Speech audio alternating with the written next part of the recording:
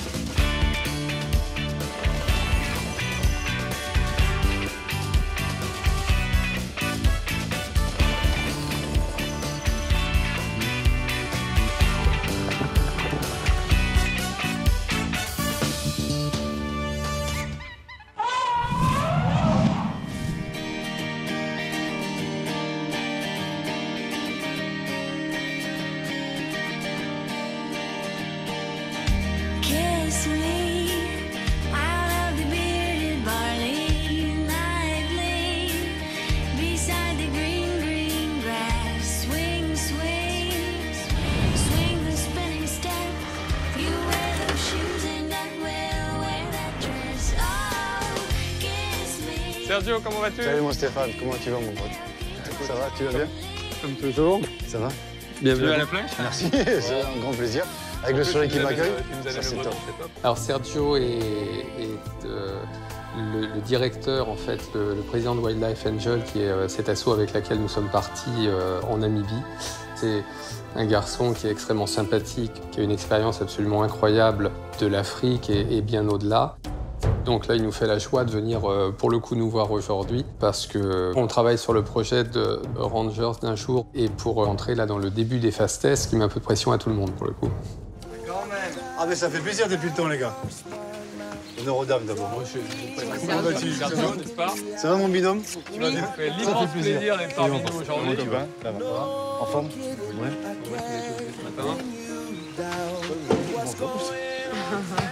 Après la mission de Namibie, donc la mission Arrow, j'ai retrouvé le zoo de la Flèche pour créer un partenariat solide en fait, entre Wildlife Angel et le zoo de la Flèche. Et donc en fait, le but, c'est de faire découvrir en fait, au grand public tout ce qui est voilà, la vraie vie de ranger, en fait, le métier de ranger. Arthur, pour le coup, a vraiment toute la légitimité pour porter ce projet de Rangers d'un jour, parce que pour le coup, Arthur, c'est vraiment un garçon du bush, quoi. Il a vécu depuis ses 11 ans au cœur de milliers, dizaines de milliers d'hectares avec les animaux sauvages et les problématiques du bush qu'on a rencontrées. On s'accroche? On s'accroche? Oh là là, c'est puissant, dis donc. Fais gaffe, fais gaffe, fais gaffe, fais gaffe. Je suis très content de venir au zoo de la Flèche aujourd'hui pour deux raisons. La première, c'est pour le fait de retrouver tout le monde. Et le deuxième point, donc, c'est de voir le fameux parcours que Arthur a concocté. Même si, encore une fois, on est en phase de construction, de test, comme on dit, il me tarde de voir ce que ça peut donner. Attention, on est en France, là, tu roules à droite, hein. N'oublie pas. Allez, on est parti.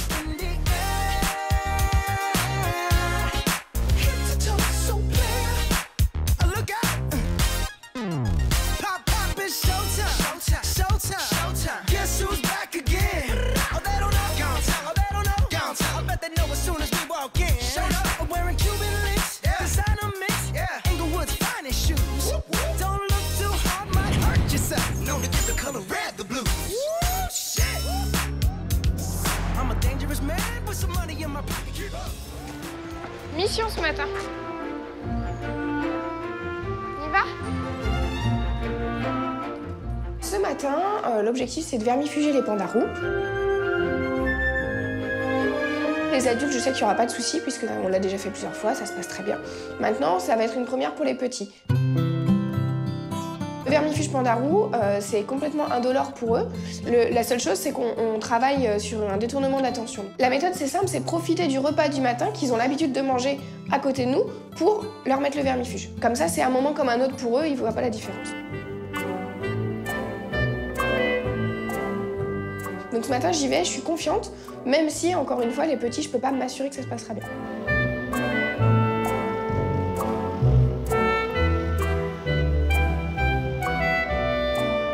Ok, Yang, c'est fait.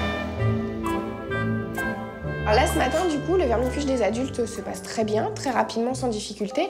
Maintenant, les petits sont distants. Pour le coup, je vois bien que c'est pas pour ce matin le vermifuge. Bah, c'est pas grave. Le but, c'est que ça se passe correctement et sans stress pour eux.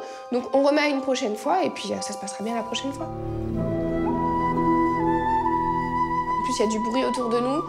Voilà, je vois très bien que les petits, c'est pas pour ce matin, mais c'est pas grave. C'est mieux que rien, j'aurai au moins les 2 adultes. Il y en a un, il dort en haut, quoi. Trop beau. Alors, attends, moi, je vais faire aussi mon petit moment de profitance.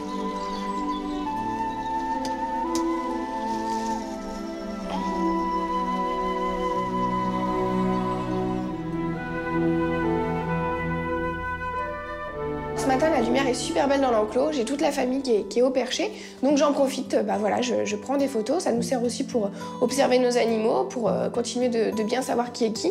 Donc bien sûr qu'on est toujours émerveillé quand on va dans un enclos, ça c'est sûr. À tout à l'heure.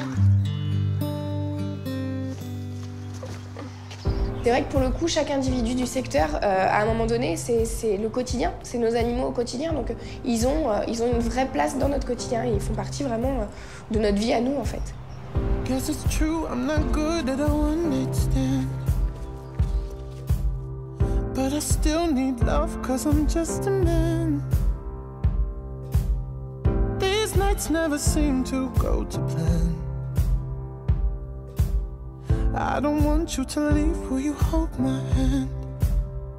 Oh, won't you stay with me? Cause you're all I need. This ain't love, it's clear to see. But darling, stay with me. Je suis un petit peu désolé par rapport aux planches et tout, mais comme on est encore en chantier, oui, mais bon, pas eu le temps de... T'inquiète pas, tout ça sera dans le rapport. Ne t'inquiète pas, tu peux compter sur nous. Tout sera noté. Voilà. Merci Arthur, ne t'inquiète pas. Celui que je redoute le plus, je pense que c'est le binôme Sergio-Stéphane. Parce que Stéphane, il va me dire vraiment toutes les critiques possibles pour améliorer la chose. Et puis Sergio, je pense qu'il va essayer de me taquiner et ça risque d'être difficile de garder son sérieux. Voilà, alors, on va déjà se mettre à l'intérieur de la cabane, si vous voulez bien. Donc là, tu nous fais vivre, voilà, comme une journée ranger. Alors, bah oui, alors du coup, en fait, on arrive sur la presqu'île, et donc là, on va donc, se diriger donc, directement dans la cabane, où normalement, je dis bien normalement parce qu'on n'a pas encore la glacière, nous attend un petit rafraîchissement. D'accord, voilà. ok. Alors, quand on arrive dans ce qu'il a appelé la cabane du ranger, là, je suis complètement bluffé parce que sa cabane, moi, j'aimerais avoir la même en Afrique, quoi. Et là, je me rends compte qu'il a fait un travail colossal. Je vois l'intérieur de la cabane avec les rondins, enfin, tout y est, quoi. Je me dis, là, vraiment, si je regarde pas trop autour de moi, donc le chantier, j'ai l'impression d'être dans un lodge en Afrique, quoi. Je vais commencer avec le programme de ce qu'on va faire donc, par rapport à la patrouille. Donc la partie patrouille, elle doit normalement se dérouler sur 2 heures. Donc là, on va la dérouler sur 1h30 aujourd'hui. Et donc dans ces 2 heures, on va commencer avec du tir, qui va se trouver juste ici, un entraînement au tir sur le stand. Et ensuite, je vais vous donner un rôle à chacun, là où vous vous sentez le plus à l'aise. Et on va débuter une patrouille tout le long de l'étang, en fait. C'est un parcours qui a été fait pour entraîner les jeunes rangers. D'accord, donc on va essayer de retrouver un maximum de situations comme on a pu trouver en Namibie ensemble. Alors au moment où on va commencer, en fait, Ben, j'y vais un petit peu à la freestyle. J'ai passé beaucoup de temps à construire ma cabane et à faire toutes les constructions. Et du coup, ben, j'ai pas vraiment eu le temps de me préparer au discours ou à des choses comme ça. Alors, eh ben, on y va comme ça, naturellement, et puis je pense qu'on verra bien si ça passe. Hein. Je vais vous donner déjà les règles de sécurité, parce que ça reste une arme quand même. Le but, c'est pas de mettre une fléchette dans le pied. Une arme doit toujours être considérée comme chargée, voilà, d'accord? Où est-ce qu'il y a un volontaire pour passer en premier? Sabrina, je pense. Allez, Oh, Sab. punaise. On y va ensemble. T'es prête? Ouais. Tu te sens prête ou pas? Bon. Là, c'est chargé, d'accord? Ok. Donc, pas de doigt sur la détente. Voilà. Pas de doigt sur la détente. Donc, t'essaies de viser à peu près comme tu veux. Ah, regarde, baisse un petit peu. On voit rien. C'est pas grave, là, t'es prêt. Allez, vas-y, pends.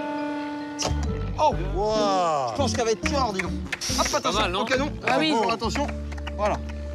Donc là, l'arme est déchargée. Bah oui, j'avoue, moi, c'est la première fois que je vais tirer avec cet outil. Mes dernières notions de tir étaient en Namibie. J'ai pas raffolé du truc, mais là, j'y vais sereine, parce que c'est pas non plus très puissant et très dangereux. Bon, tu prends le sens de la marche. Voilà. Donc, en radio, bien, Sabrina suit. D'accord? Bravo. Partez. Allez, c'est parti. Je vois qu'Arthur n'est pas l'Arthur que je connais habituellement dans le bush. Il a un peu plus de difficultés déjà à faire démarrer le groupe. J'ai l'impression qu'il cherche une réaction de notre part. Donc là, on le sent un petit peu déstabilisé. Puis il a peur du regard justement de ceux qui savent. Hein.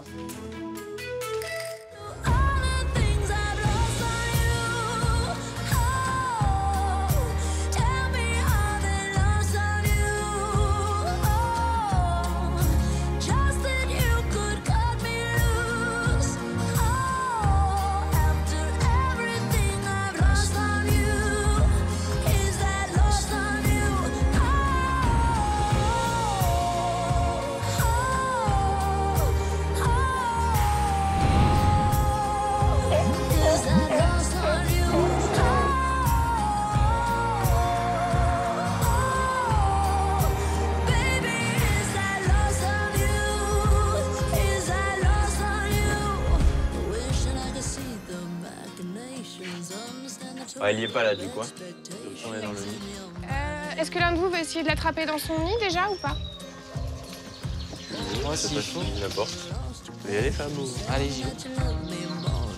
Aujourd'hui, on est au deuxième jour de notre protocole de nourrissage pour nos petits manchots, enfin pour notre petite manchotte. Donc pour le coup, le but c'est de l'attraper et puis de commencer à la nourrir. En fait, quand on attrape les manchots avec Bérénice, on constate que la petite femelle qui est née l'année dernière, elle a vraiment un poids plume. Quand on a un oiseau comme ça qui déclenche pas tout seul, parce que dans la nature, normalement, ça se fait tout seul, et parfois, ça ne se fait pas, nous, notre technique, c'est d'abord de les gaver de force. T'es prêt? Allez, vas-y. J'y vais. Du coup, je te laisse faire. Tu lui attrapes d'abord le bec avant le reste. Pour l'attraper, on surveille qu'elle soit pas trop proche du bassin, et dès qu'elle est sur la terre, pas loin de son nid, là, on se dit c'est l'occasion, c'est maintenant qu'il faut y aller. C'est bien, ma nounoune. Allez. Alors Daenerys, on la reconnaît, c'est assez facile. Pourquoi? Tout simplement parce que les jeunes manchots de Humboldt vont pas avoir le même plumage que les adultes quand ils sont jeunes. Ils vont avoir la tête toute noire. Ils n'ont pas ce collier blanc comme les adultes, justement, et ce rose bien propice autour du bec. Allez, tu lui ouvres le bec, tu tiens fermement. Ouais. Là, tu me laisses l'accès. Donc, Jonathan, t'as vu, tu glisses. Tu tiens, Fabien? Oui, je tiens. Voilà. Tu peux lâcher, tu la maintiens encore elle corporellement. Tu lui lâches le bec. C'est bon, ma doudou? Je peux manger. Ah ouais, c'était bon. Tu refais? Tu tiens le bec bien serré. On a constaté pendant la vaccination qu'elle était quand même pas très épaisse. Donc voilà, on a décidé d'entamer une procédure de gavage pour essayer de la refaire grossir un petit peu. Avec. Tu tiens? Ouais, c'est juste là qu'il faudra que je remette. C'est bon? Non, vas-y, c'est bon. Je tiens, C'est bon, c'est bon, tu peux lâcher. La recracher. Tu vas la recracher. Le gavage pour un manchot, ça consiste à y proposer du poisson dans un premier temps, voir si elle va l'ingérer d'elle-même, et si c'est pas le cas, d'y ouvrir le bec et d'y mettre du poisson directement dans le bec pour qu'elle puisse l'ingérer d'elle-même, et petit à petit, qu'elle puisse après manger elle-même comme une grande. On va juste te donner un. Alors, ce qu'on va faire, il y a un peu de monde. Hop, on va se mettre par ici. De l'autre côté. Je la relâche un petit peu. Ça la stresse. Vous en voulez pas, messieurs, dames, mais comme vous êtes un peu nombreux, du coup, ça rajoute un peu de stress pour elle. Donc, on va se mettre derrière la porte. Le sevrage en milieu naturel, il se fait aux alentours des 4-5 mois chez les manchots. Et donc elle avait encore besoin des parents pour se nourrir. Donc on s'est posé la question de savoir si elle mangeait vraiment à sa faim ou si les parents lui ont dit stop au bout d'un moment. Donc voilà, on a décidé du coup d'accélérer le fait qu'elle se nourrisse d'elle-même et qu'elle ait plus besoin petit à petit de ses parents. C'est bon. Ouais, je pense que ça doit pas être quand même très agréable pour elle d'avoir quelqu'un qui nous ouvre le bec. Mais bon, après, c'est pour son bien, quoi. On essaye de bien s'organiser, justement, pour pas la faire trop stresser et que ça se passe le plus rapidement possible. Et donc, voilà, c'était le cas, vu qu'on était très bien organisés. Un qui tenait le manchot et qui ouvrait le bec. Et l'autre, justement, qui enfonçait le poisson directement dans le bec pour qu'elle fasse ce mouvement, justement, de prendre le poisson et de l'ingérer. Il faut surtout beaucoup de patience quoi, sur ce genre de situation, en tout cas, vu que ça va pas se faire tout de suite. Donc surtout insister et garder encore espoir et rester patient et se dire que ça va marcher. Bon. Allez. On y va.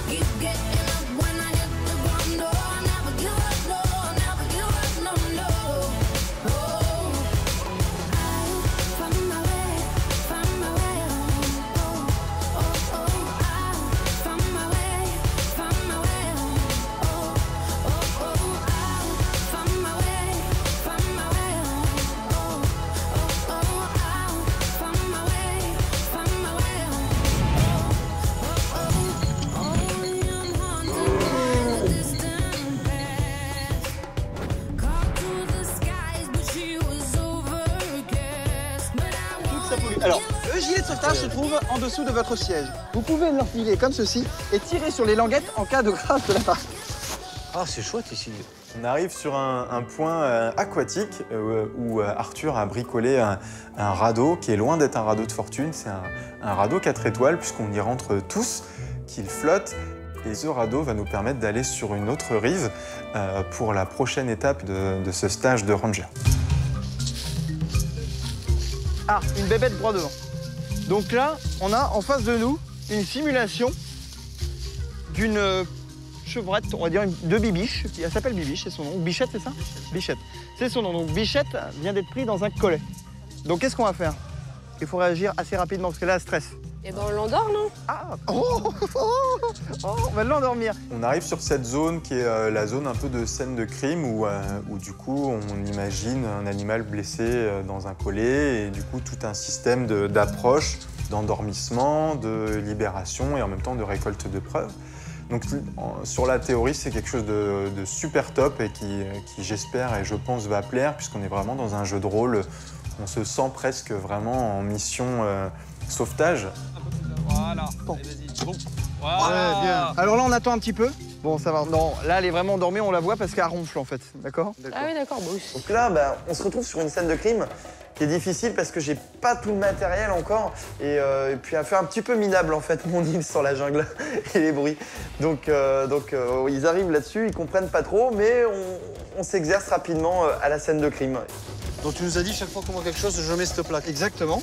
Alors là, ici, on a... Non, on n'a pas dit ça tout à l'heure.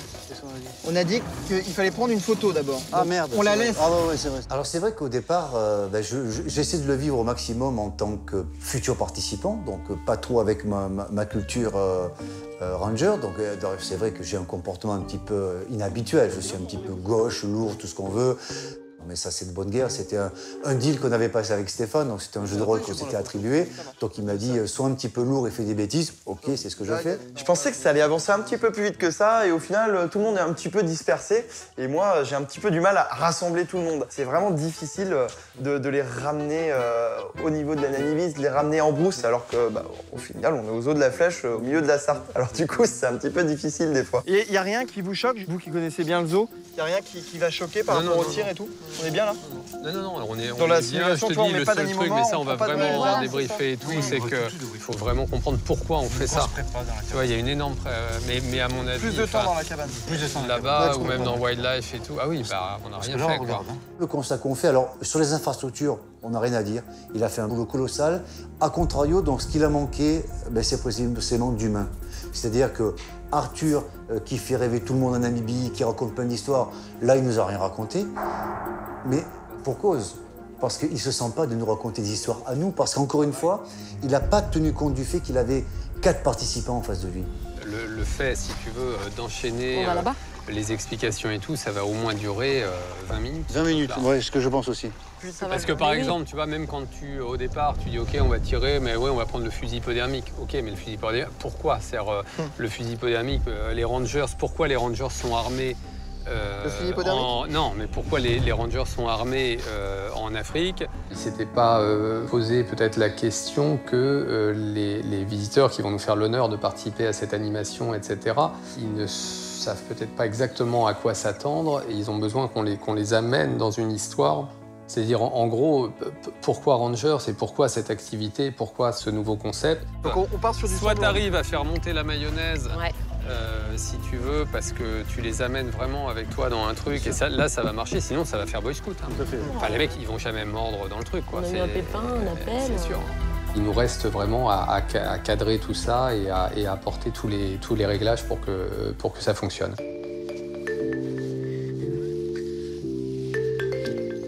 Hop. Bon, on a sauvé Bichette. On a sauvé Bichette.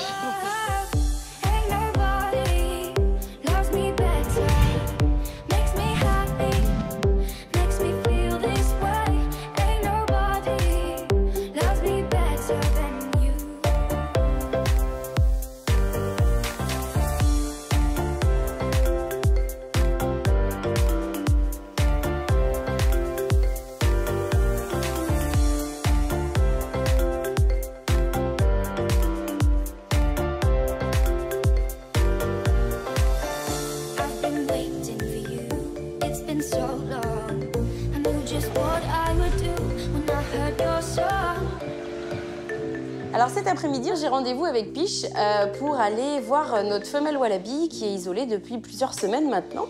Et on espère bien pouvoir la relâcher.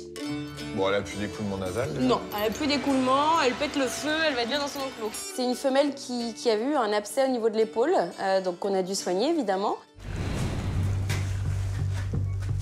Alors cet après-midi, je vais me préparer pour faire un contrôle sur notre femelle wallaby qui est suivie depuis plusieurs semaines maintenant pour un problème d'abcès. Quand Cyril commence à la poser sur le drap, en fait, on se rend compte que la respiration n'est pas du tout normale. Elle fait des petites saccades, chose qu'elle nous a jamais fait aux dernières anesthésies. Évidemment, c'est toujours à ce moment-là des moments un peu tendus.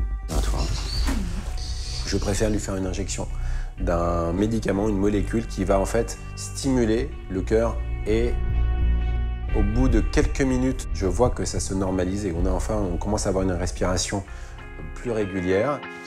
Ça respire bien. Et surtout, j'entends beaucoup mieux le cœur qui bat un peu plus vite et plus nettement. Et donc à ce moment-là, je décide de faire le soin. Ce que je constate, c'est que c'est très propre, c'est bien rose, il n'y a pas de débris, il n'y a pas de pus, il n'y a pas de cochonnerie en fait sur la plaie. On va laisser l'air libre. Je décide de ne pas refaire son pansement. Ça va nous permettre de contrôler la plaie maintenant juste avec un petit coup d'œil. Bon, on contrôle la plaie de près. Et regarde, c'est joli. Elle n'a pas l'air de se regratter. Au final, elle a quand même été isolée du reste du groupe pendant plusieurs semaines. Donc là, on serait vraiment ravis de pouvoir la relâcher. Ça a l'air d'être propre. Le nez est propre, les yeux aussi. Pour moi, ça va. En fait, quand on arrive, bon, elle est un peu stressée parce que forcément, notre présence, je pense, elle sait pertinemment ce qui va se passer. Bon, Barbara va quand même essayer d'attraper pour que je regarde de plus près avant de la libérer. La particularité chez les wallabies, c'est qu'il faut les attraper par leur grande queue, pouvoir un peu mieux contrôler les pattes arrière qui sont très puissantes et qui pourraient nous faire très mal si elles nous tapaient avec. Il y a une petite saleté à l'œil, mais c'est pas du tout. Quand je regarde, bon, il n'y a plus d'écoulement nasal du tout, hein, tout est propre. Donc il n'y a aucune raison de la maintenir enfermée. Allez. Allez. Non, dans l'autre sens, on va. Ça commence bien. Voilà. Youp. Alors, transporter un wallaby, c'est toujours assez comique, surtout pour les gens qui regardent de l'extérieur. En fait, on va se servir en quelque sorte de leur force pour avancer. Donc du coup, en général, ce qu'on fait, c'est qu'on les tient bien fermement au niveau de la queue. Faut pas non plus l'échapper, parce que là, elle sera en liberté dans le parc, ce serait un peu embêtant. Et en même temps, du coup, je vais me servir de la force de ses pattes, parce qu'elle, elle veut un peu m'échapper, donc elle veut partir. Donc forcément, elle appuie sur ses pattes pour la faire avancer. Le tout est de trouver la bonne direction. Droite, gauche, tout droit, ou par où je passe. Allez, viens. Attends, pas trop vite, parce que là, ça glisse. Attends, passe à droite. Non. On a un peu l'impression que comme si je la tenais en laisse, mais par la queue. Et puis bon, de temps en temps, elle se trompe de chemin, donc je la remets d'équerre. Et puis on y va. On file vers l'enclos, qui est quand même assez près, hein, ça va, il n'y a pas non plus 1 kilomètre à faire comme ça. Tu la mets directement dehors ou après? Du coup, on arrive à l'enclos en slalomant quand même entre quelques arbres, parce que parfois, elle ne sait pas si elle passe à gauche, à droite, si elle va gravir l'arbre pour passer. Voilà.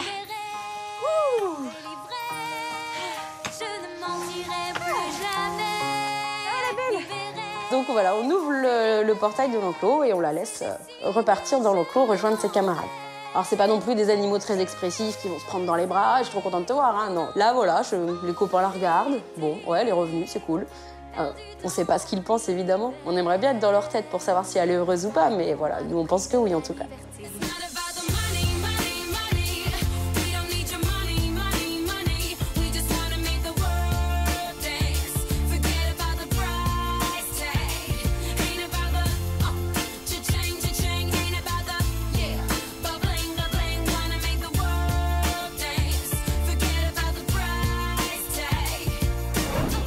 On a proposé de faire partir Jazzy donc dans un autre parc pour rentrer une jeune femelle.